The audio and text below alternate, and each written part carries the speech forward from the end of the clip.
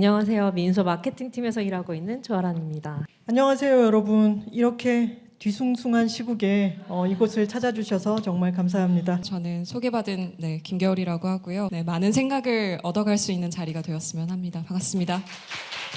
두 분에게 이 말과 글이라는 게 언어이기도 하지만 이게 두 가지가 어떻게 또 서로 영향을 주고받으면서 두 분에게 의미를 만들어 가고 있는지. 30년 전 일입니다. 어느 여름방학을 앞둔 문학 수업 시간에 그 당시에 처음으로 부임해 오신 문학 수업 남 선생님이 계셨는데 저희에게 이런 말씀을 하셨어요. 너그 조금 있으면은 여름방학인데 좀 심심한 날 있지? 그럴 때 고전 같은 거 읽어보면 좋대. 제인 에어 같은 거 안 있나? 제인 에어 같은 거는 두꺼워가지고 배고 자기에도 좋다. 그렇게 졸다가 깨다가 하면서 한 권 다 읽고 나면 너무 뿌듯하지. 이 말씀이 제 뇌리 어딘가에 남아 있었던 거예요. 그래서 제가 나중에 대학생이 되고 직장인이 되었을 때 어느 심심한 날이면은 고전을 좀 읽어보는 그런 사람이 되었습니다. 세월이 한참 지나서 저는 올해 고전 읽기에 대한 책을 냈어요. 그 책 서문에는 선생님의 이 말씀을 수록했어요. 그래서 제가 책을 한 두세 권을 택배로 보냈습니다. 선생님의 말씀이 굉장히 많은 것을 키워냈겠지만 그것을 확인하기는 쉽지 않은 일이잖아요. 그 증거로 이 책을 보냅니다. 라고 하면서 책을 보냈어요. 그러다가 저는 이제 책을 내고 바쁘게 활동을 하고 있다가 한 달 반쯤 지난 어느 날 저희 집에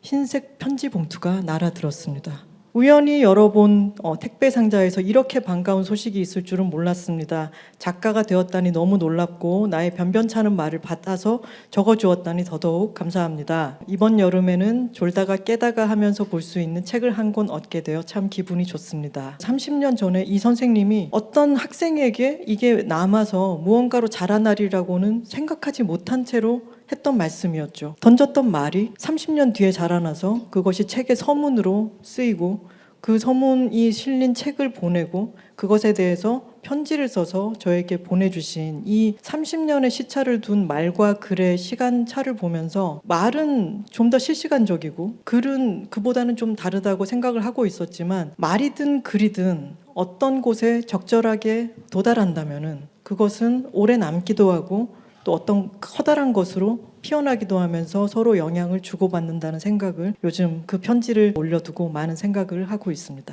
혼자 조용히 아침 혹은 밤에 아주 어려운 철학책을 펼쳐놓고 머리를 쥐어 싸매고 그 책을 읽는 시간을 저에게 주려고 항상 노력을 했었어요. 그게 1시간이 됐든 30분이 됐든 물론 바쁜 때는 못할 때도 있었지만 아주 짧은 시간이나마 내가 이해할 수 없는 텍스트, 너무 어려운 텍스트, 호흡이 아주 길고 아주 많은 개념의 장을 필요로 하는 이런 텍스트들을 읽고 생각하는 것 자체가 이제 내가 나로 돌아오는 시간이기도 했고 내가 나의 깊이를 갖추는 시간이라고 믿었기 때문에 그런 시간들을 확보하려고 노력을 했고 더 확실하게는 읽으려고 노력합니다. 완결된 저작물들을 조금이라도 한 장이라도 읽고 자려고 노력을 하고 있어요. 근데 이것은 그 읽는 텍스트에서 정보를 받아들이는 것도 있겠지만 그 호흡을 받아들이는 것이기도 하다고 생각합니다. 책이라고 하는 것은 지금 굉장히 개념이 많이 바뀌고 있는 때이기도 하지만 책만이 가지고 있는 어떤 호흡과 우리가 기댈 수 있는, 믿을 수 있는 무언가가 분명히 거기 있다고 믿어요. 그래서 하루에 한 장이라도 책을 읽고 자려고 노력을 하고 있습니다. 그게 쌓여서 어떤 깊이라고 할 수 있는 무언가에 가닿을 수도 있지 않을까 생각하고 있습니다. 친구들과 만나고 돌아오는 길에 늘 후회하거든요. 말이 너무 많았다. 말을 줄여야지. 듣자.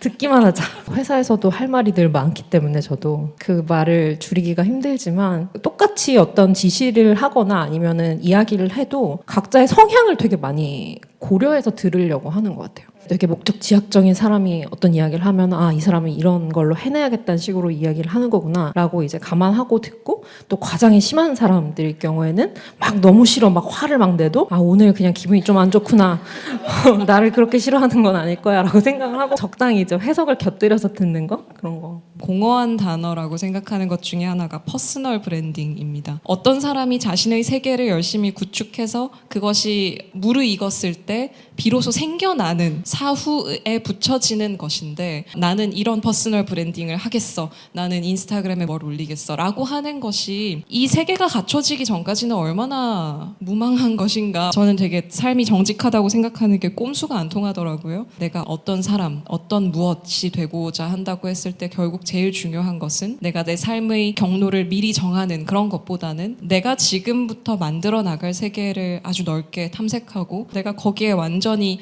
나의 삶을 갖다 던져서 이런저런 것들을 만나보고 그 과정에서 나의 통합성, 나의 중심이 어디에 있을 수 있을지를 갱신해 나가는 그 모든 몸부림의 결과물로 어떤 장르가 탄생하는 것이라고 생각합니다. 나 자신이 된다는 말은 요즘 너무 많이 쓰이고 있기 때문에 그게 오히려 선문답처럼 무슨 말인지 모르겠다라고 하시는 분들도 많이 계실 텐데 저는 그게 답일 수밖에 없다는 생각은 해요. 아주 작은 콘크리트 보도 사이에 핀 풀꽃 하나도 자신이 꽃을 피울 수 있을 거라는 것에 대해서 의심하지 않는단 말이에요. 굉장히 많은 것들이 우리 눈앞에 들이밀어지기 때문에 나 스스로의 본연의 모습을 찾기 어려울 수 있어요. 하지만 이것은 계속해서 노력해야 하는 일이고 그것에 충실할 때 여러분들은 장르와 상관없이 어떤 자신 스스로가 될 수 있을 테고 그런 비슷한 사람들이 서로를 알아볼 때 어떤 장르를 구축할 수 있을 거라고도 생각합니다.